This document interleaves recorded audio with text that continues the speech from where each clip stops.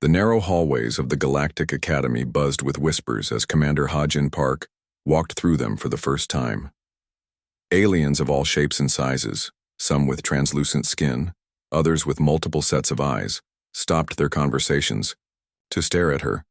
The human's simple blue uniform stood out among their elaborate robes and ceremonial armor. "That's the human representative," one tall, insect-like being chittered to its companion. "Can you believe they sent just one?" Ha-Jin kept her face neutral, but her heart raced. She was the first and only human to ever set foot in these hallowed halls. Earth had only achieved faster-than-light travel 3 years ago, barely meeting the minimum requirement for consortium membership. The other 37 spacefaring civilizations had centuries, some even millennia, of interstellar experience. A floating orb of light approached her. "Commander Park, the Council awaits you in Chamber 3. The translation device hummed with a mechanical politeness that somehow felt condescending. The chamber was massive, with curved walls rising into a dome painted with star maps. Around a crescent-shaped table sat the representatives of the galaxy's most powerful species. Some appeared almost human, while others defied Earth's understanding of biology. Ha-Jin felt small as she took her assigned seat, the smallest chair, positioned at the far end of the table. Admiral Dorek, a broad-shouldered being with golden scales and piercing white eyes, barely acknowledged her presence. He was deep in conversation with the Peloran representative, whose 6 arms gestured dramatically as they spoke. From what Ha-Jin could gather, they were discussing trade routes near the Cygnus arm. "We will now recognize Earth's representative," announced the council elder, an ancient being whose species was so old that most younger races had forgotten their name. "Commander Park, you may observe today's proceedings. Please refrain from commentary unless directly addressed." Ha-Jin bowed her head slightly. "I appreciate the opportunity to learn from your wisdom." Several representatives exchanged glances. The humans' deference seemed to surprise them. The meeting dragged on for hours. Ha-Jin took careful notes, studying not just their words but their body language, the social hierarchies, who deferred to whom. The consortium was not the unified alliance Earth had hoped for. It was a complex web of old rivalries, secret alliances, and thinly veiled contempt. Just as the session was wrapping up, a breathless aide burst through the doors. The translation. Devices around the room struggled to keep up with the rapid-fire language the aide spoke, but the message became clear. The Tormal Empire had launched a surprise attack on 3 consortium outposts. They had declared war. The chamber erupted in chaos. Representatives shouted over one another, some rising from their seats in outrage, others huddling together in panicked discussion. Admiral Dorek slammed his fist on the table. "Order! We must respond with immediate force. The Tormal respect nothing but superior firepower." Ha-Jin watched as the most powerful minds in the galaxy spiraled into panic. The Tormals were known for their ruthless efficiency and technological superiority. They had conquered 12 systems in the last century alone. "We must deploy the combined fleet to the Arcturan boundary," insisted the Melosian representative, a being composed of what looked like flowing mercury. "Create a defensive line before they push further into consortium space." "The combined fleet will take 14 days to mobilize," countered another. "By then, they could have taken the Proxima." "Shipyards." Ha-Jin said nothing. Instead, she quietly activated her personal data tablet and began pulling up star charts. While the council debated massive troop movements and spectacular shows of force, she was looking at something else entirely. Supply routes, communication relays, minor planetary bodies that seemed insignificant on their own. Later that evening, alone in her small quarters, Ha-Jin continued working. The room was barely large enough for the bed and desk, reflecting her planet's low status. On her tablet, a complex web of information expanded as she input variables drawn from Earth's military history. Her door chimed. Outside stood Representative Moro of the Vespari, a slender being with pale blue skin and large reflective eyes. "Commander Park," Moro said softly. "You were very quiet in today's emergency session." Ha-Jin nodded. "I'm still learning how things work here." Or perhaps you were thinking thoughts you didn't wish to share. Moro's eyes shifted, taking in the star charts on Hajin's tablet. You know, the Tormals attacked my people first before turning to larger targets. We were considered too insignificant to mount a proper defense. 30% of our population was eliminated before the consortium intervened. Hajin's expression softened. I'm sorry for your loss. The consortium will now do what it always does. Gather its most impressive weapons and charge straight at the enemy. But the Tormals are patient predators, they're expecting that. Moro tilted his head. You humans are new to this galaxy. But I've studied your history. You've survived despite being outnumbered and outgunned many times. I noticed you watching. The supply routes, not the battleships. Hajin hesitated, then turned her tablet so Moro could see it clearly. The Tormals have stretched themselves thin. Their advance is impressive, but... But what? Asked Moro, leaning closer. Every predator has basic needs, Hajin said. Even the most powerful warship needs fuel, parts, and information to function. Cut off those things slowly, carefully, and invisible to their eyes. And even the most dangerous hunter becomes vulnerable. Moro's large eyes blinked slowly. The Council would never approve such a strategy. It lacks the grandeur they expect in warfare. Then perhaps it's good they're not asking for my opinion, Hajin replied with a small smile. 3 days after the Tormal declaration of war, the Academy Council called an emergency strategy meeting. The central chamber had been transformed from a place of political debate into a war room. Holographic displays showed the movement of enemy fleets, red markers steadily advancing through consortium space. Hajin arrived early and took her seat at the far end of the table. She had slept little, spending most nights refining her analysis. Representative Moro nodded subtly at her from across the room where he sat with the other mid-tier powers. Admiral Dorek stood at the head of the table, his golden scales gleaming under the harsh lights. Behind him, a massive display showed the current deployment of consortium forces. The Tormal advance continues unchecked, he announced grimly. They've taken the Proxima outpost and destroyed our monitoring stations in the Rigel sector. Our intelligence suggests they'll strike the Vega shipyards next. The room filled with concerned murmurs.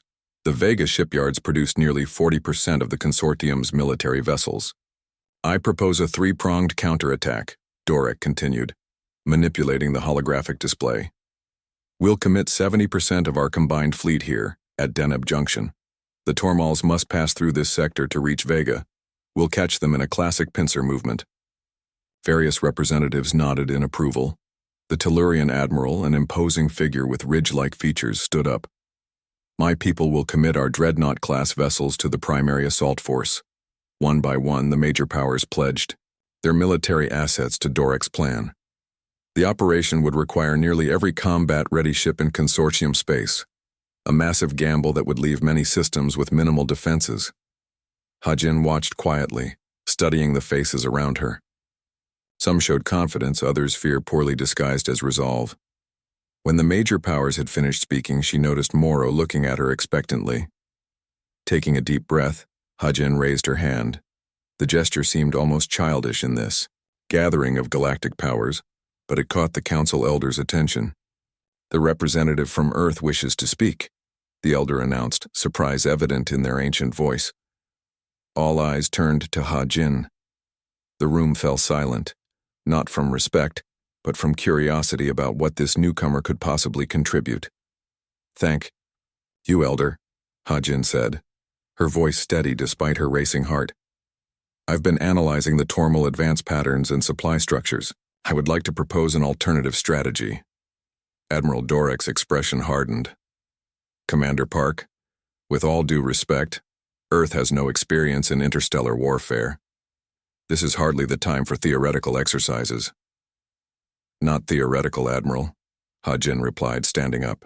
May I access the tactical display? After a moment's hesitation, the elder nodded. Hajin approached the central hologram and pulled up a different view of consortium space. The Tormal fleet is indeed powerful, she began, but they're operating far from their core systems. Their supply lines stretch across these 3 sectors. She highlighted long, thin corridors between stars.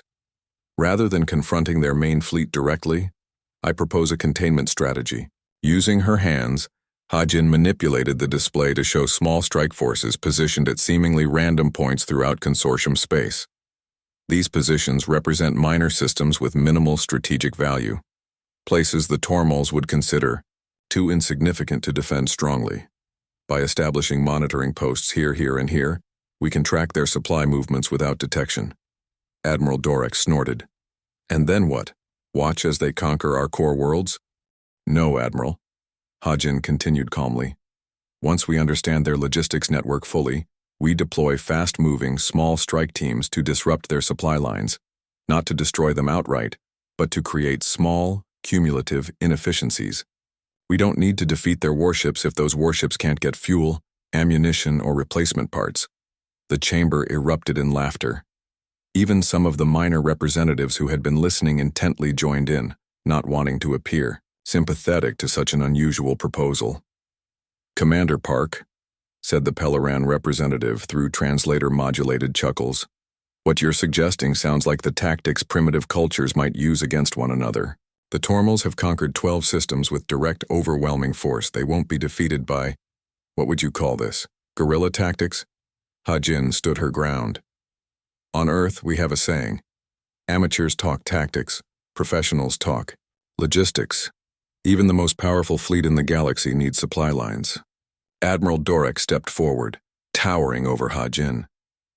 This is precisely why new species should observe for at least a decade before joining council discussions.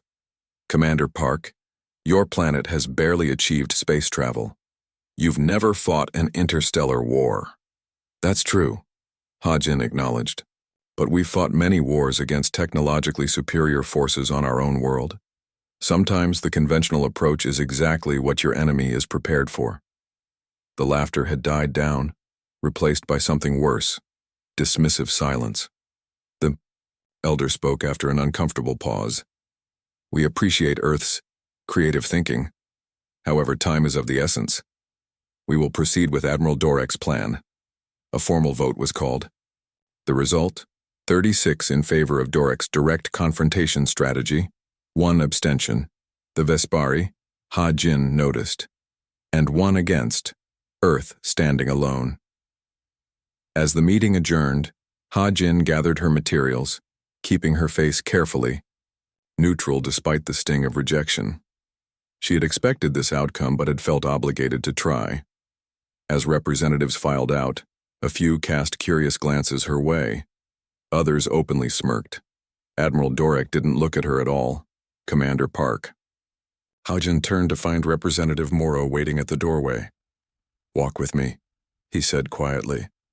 What you proposed in there, my people once suggested similar approaches, before the consortium accepted us as members. They moved through the Academy's curved hallways away from the bustle of the war room.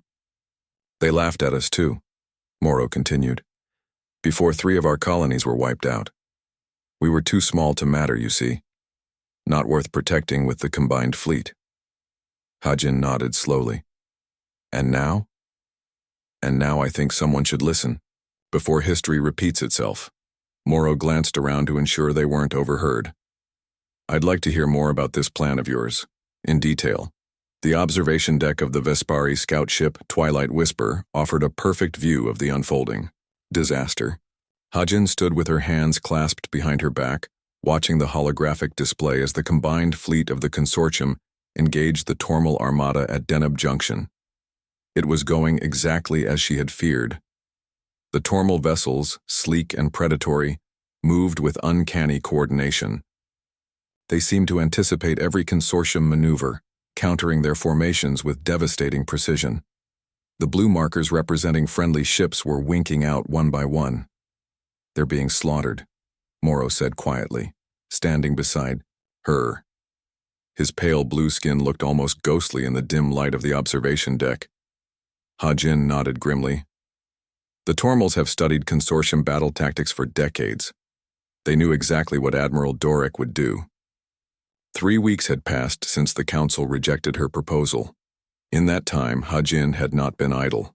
With Morrow's help, she had secured the use of this small Vespari reconnaissance vessel and a crew of 12, all from species that had suffered at Tormal hands in the past. Captain Junho set course for the Tau Ceti transfer point, Hajin said to the human officer she'd brought from Earth.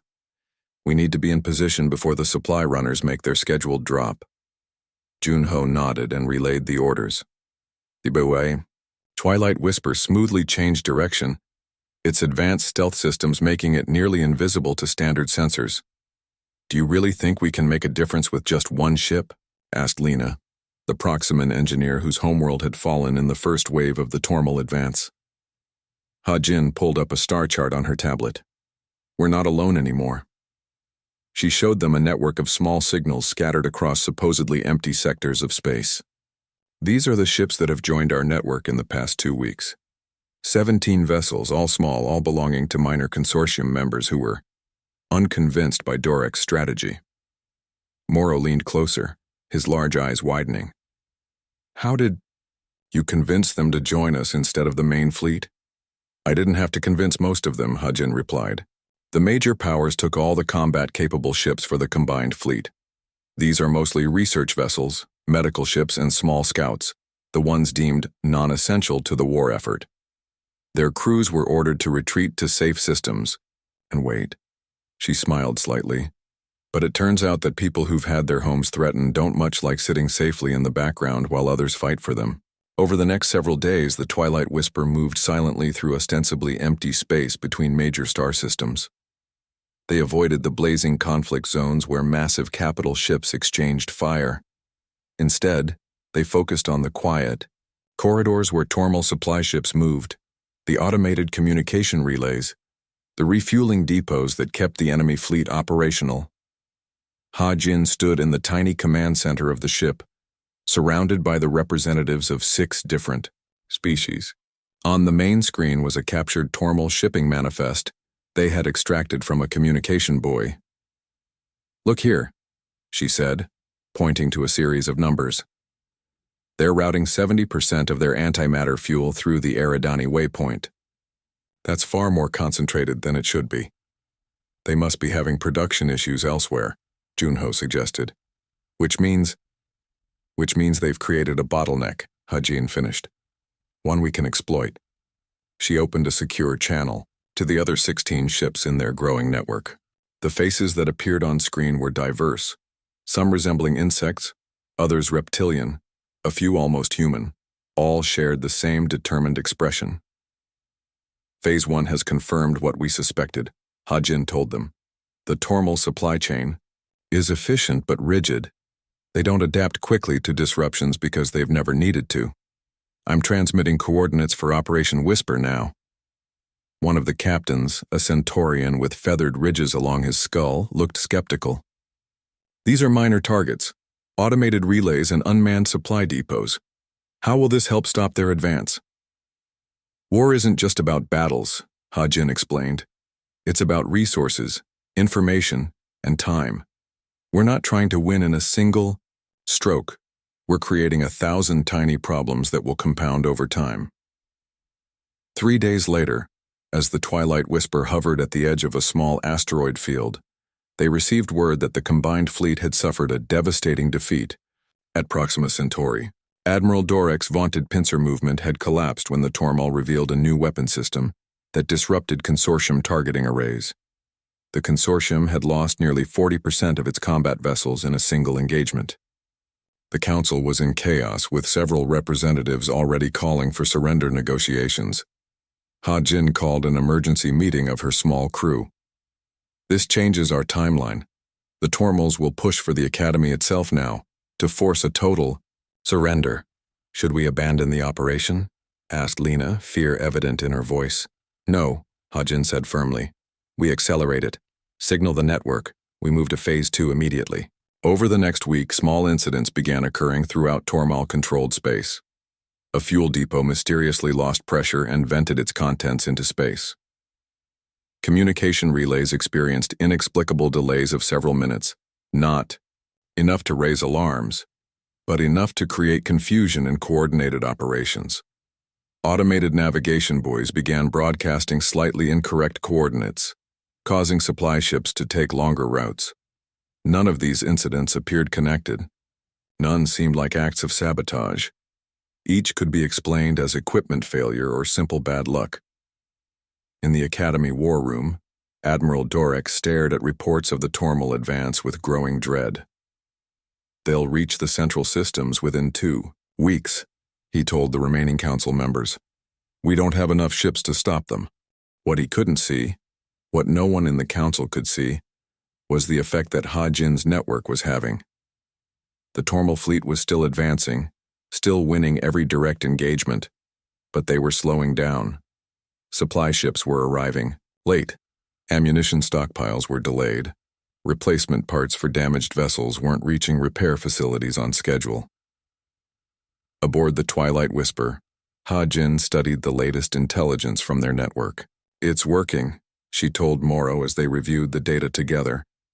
"The Tormal Command is starting to divert resources to investigate the supply issues." "But will it be enough?" Morrow asked. "The consortium is on the verge of collapse.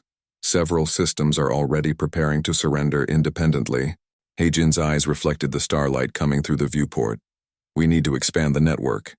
Contact the Algan refugees. Their ships aren't much, but they know Tormal patterns better than anyone. And reach out to the Proximan diaspora. Tell them we don't need warriors. We need people who understand infrastructure, communications, and logistics."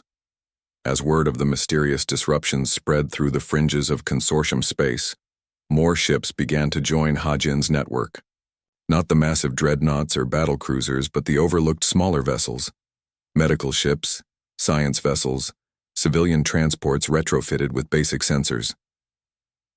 By the 6th week of the war, her network had grown to over 70 ships, operating in loose coordination, each causing small, nearly undetectable disruptions to the Tormal war machine.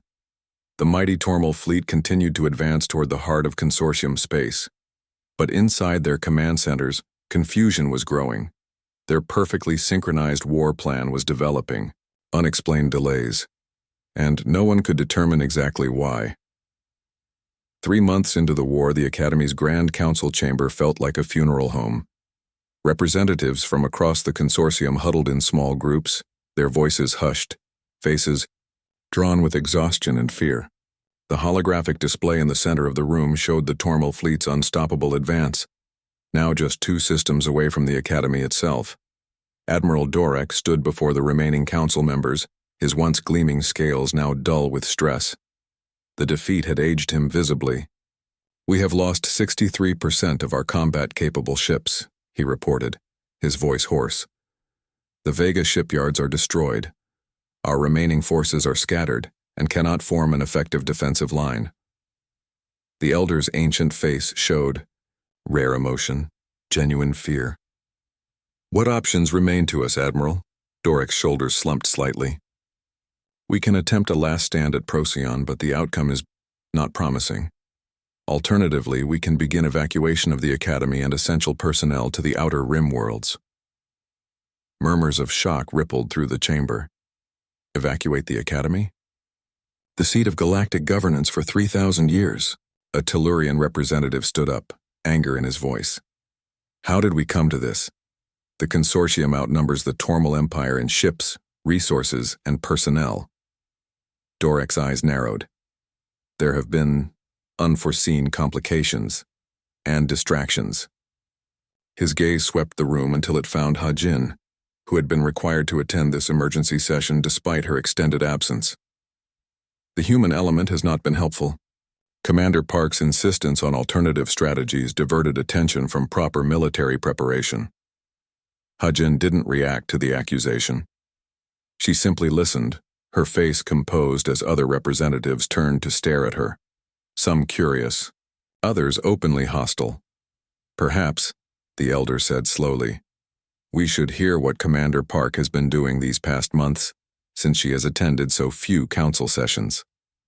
All eyes focused on Ha-Jin as she rose from her seat. She looked different, now thinner with shadows under her eyes and a small scar across her cheek from a close encounter with a Tormal patrol. But there was something else about her too, a quiet confidence that hadn't been there before. "Thank you, Elder," she said, her voice clear in the hushed chamber. With the Council's permission, I'd like to provide a status update on the Tormal. Advance, Dorek scoffed. We all can see the tactical display, Commander. The enemy will reach the Academy in approximately 17 standard days. Actually, Admiral, Hajin replied calmly, they won't. She approached the central display and entered a command code. The holographic image shifted, zooming in on the lead elements of the Tormal fleet. Something strange was happening. The red markers representing enemy ships were no longer moving in their usual precise formation. Some had stopped entirely. Others were moving in seemingly random patterns. What is this?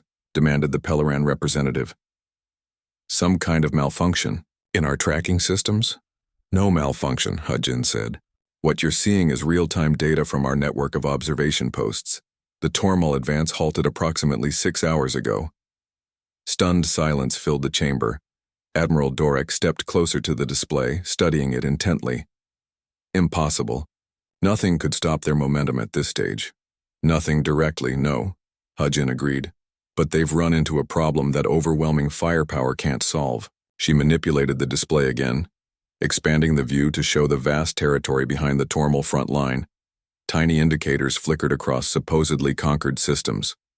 For the past 3 months, a network of ships, mostly smaller vessels, from the minor consortium members, has been implementing what we called Operation Whisper. We avoided direct confrontation. Instead, we focused on creating subtle, cumulative disruptions to their supply chain, communication networks, and navigation systems. She highlighted specific points on the map. Fuel reserves at these forward depots are down to 17% of required levels. Communications between their command ships and the front line now experience average delays of 43 minutes. Approximately 20% of their automated targeting systems are reporting calibration errors. The Council stared in disbelief at the display. None of these issues would be significant on their own, Hajin continued, but together, they've created a cascade effect. The Tormal fleet physically cannot continue their advance. Their ships require specific fuel mixtures that aren't reaching them. Their highly coordinated attack patterns are falling apart because their commanders can't communicate effectively. How? The Elder paused, visibly processing this information. How was this accomplished without our knowledge? Hajin nodded to several representatives from smaller worlds, the Vespari, the Proximans, the Algans, and others. They stood up one by one. We volunteered our remaining ship, said the Algan representative, a small, gray-skinned being whose people had lost 2 colonies to the Tormals in previous conflicts. The ships deemed non-essential to the main war effort. And our refugee scientists, added the Proximan.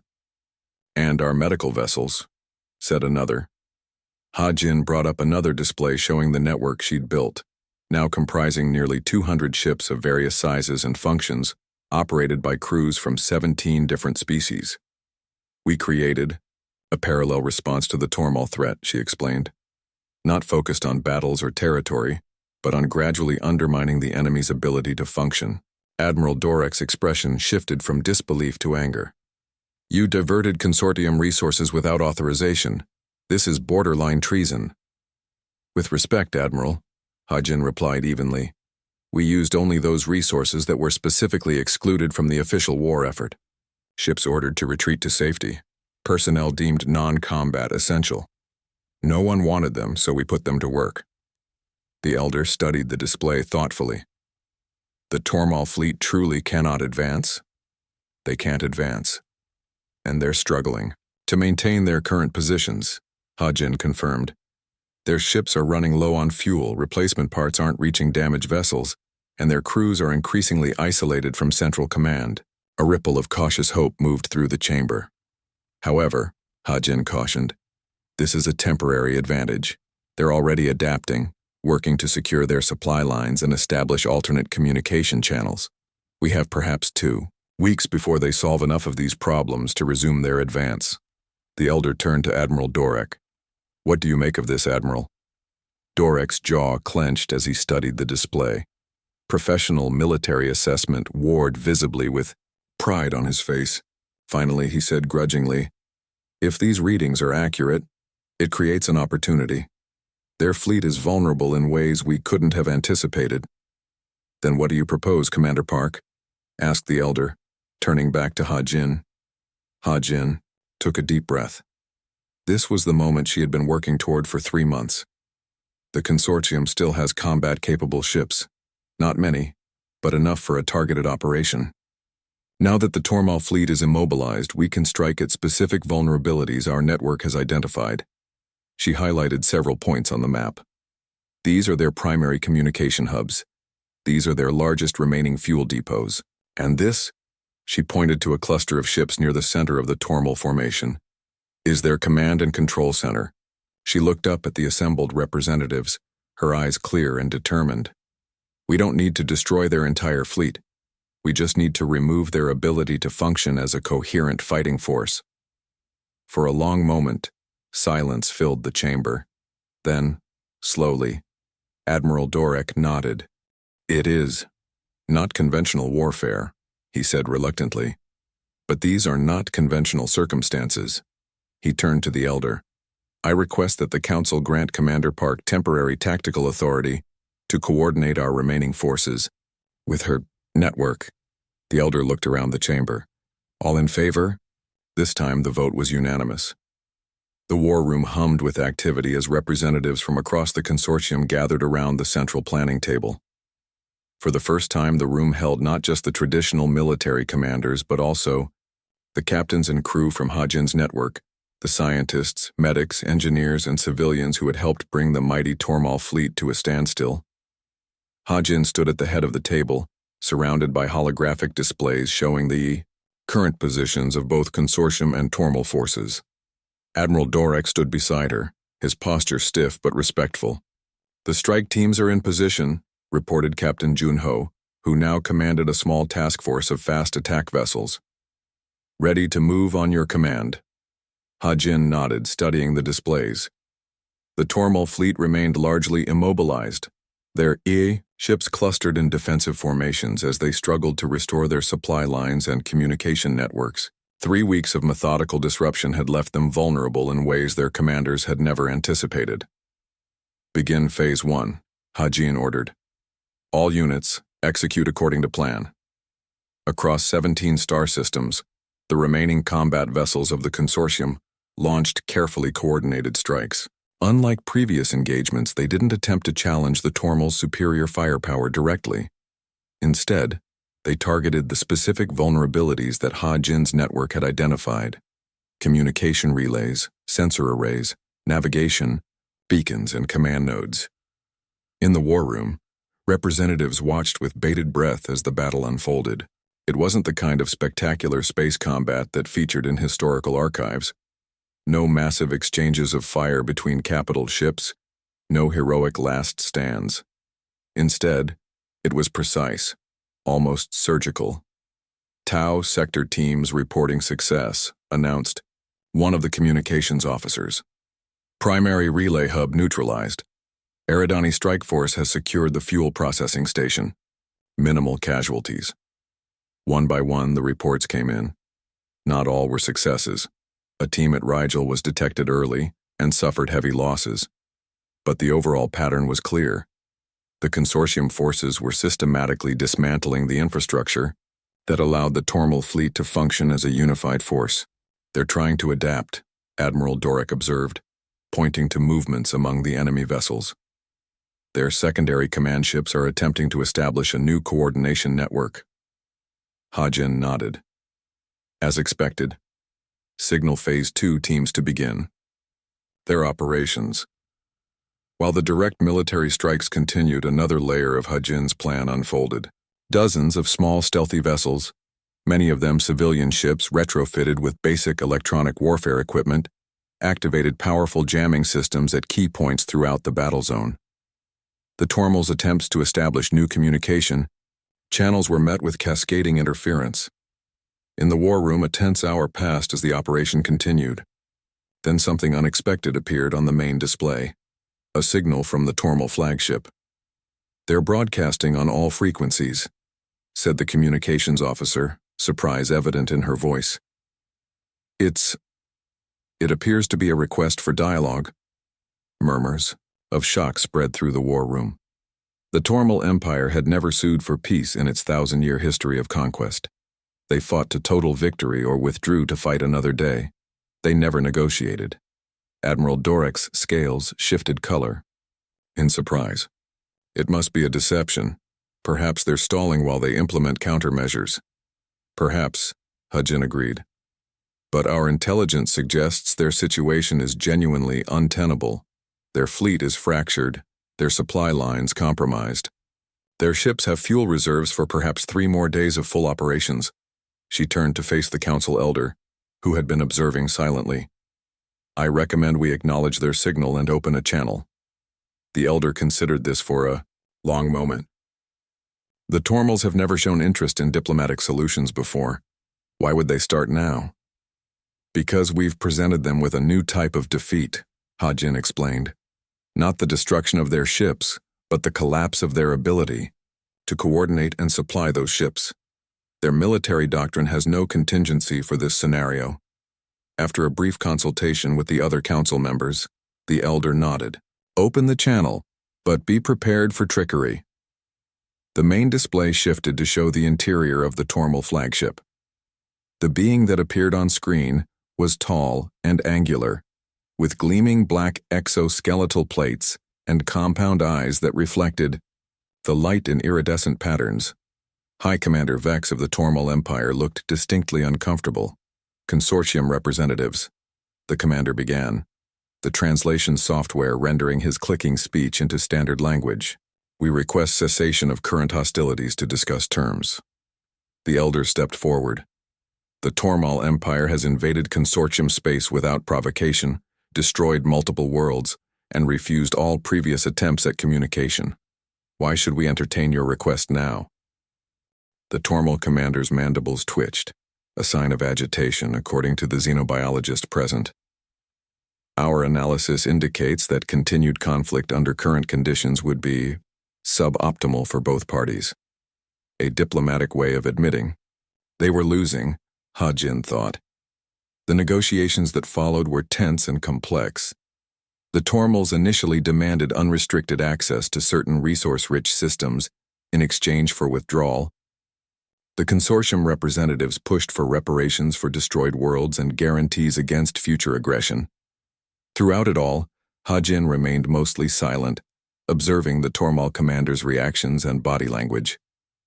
When she finally spoke, her question surprised everyone. High Commander, I'm curious. Why did the Empire choose this particular moment to launch its invasion? Your historical pattern has been to consolidate gains for at least a decade between major offensives. The commander's compound eyes fixed on her. You are the human, the one who implemented the supply disruption strategy. Hajin nodded. We detected Earth's achievement of faster-than-light technology, the commander explained after a pause. Analysis of your species' historical warfare patterns suggested you would eventually introduce unconventional strategies to consortium military doctrine. The Tormal High Command determined it was preferable to conquer the consortium before human influence became significant.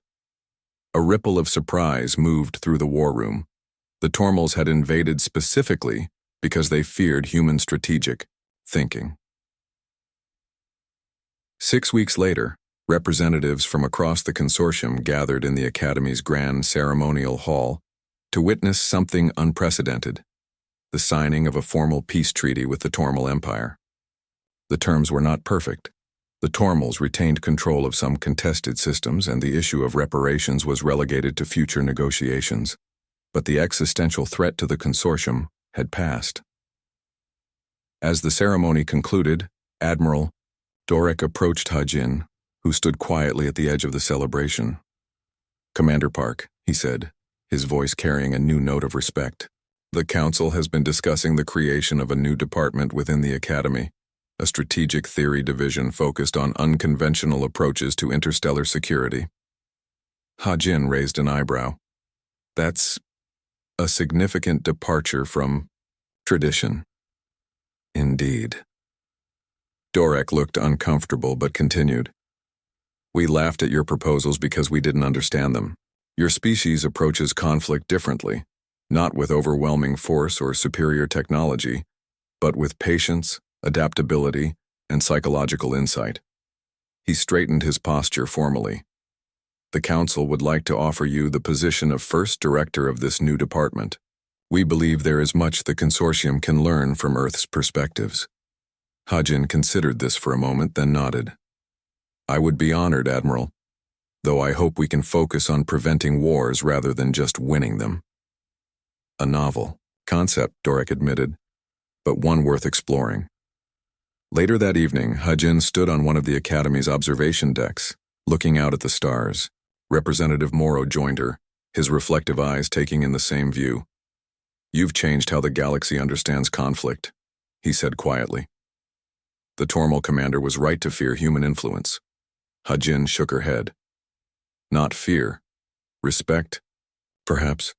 Earth's history is filled with terrible wars, but also with moments when we found better ways forward. If I've brought anything useful to the consortium, I hope it's that perspective, that even the oldest enemies can eventually find common ground. A human sentiment, Morrow observed. Yes, Hajin agreed, watching as a small transport ship departed, the Academy, carrying the Tormal diplomatic delegation back to their territory. But perhaps one the galaxy needs right now. As news of the peace treaty spread throughout consortium space, a new phrase entered the diplomatic lexicon. The human variable, an unpredictable element that could transform seemingly inevitable outcomes. For the first time in generations, species across the galaxy began to look toward Earth not as a primitive newcomer, but as a source of fresh perspective in a civilization grown complacent with age. And in her new office at the Academy, Hajin Park began planning her first curriculum, determined to teach that the strongest strategies weren't always the ones with the most firepower. Sometimes they were the ones that no one saw coming until it was too late to stop them.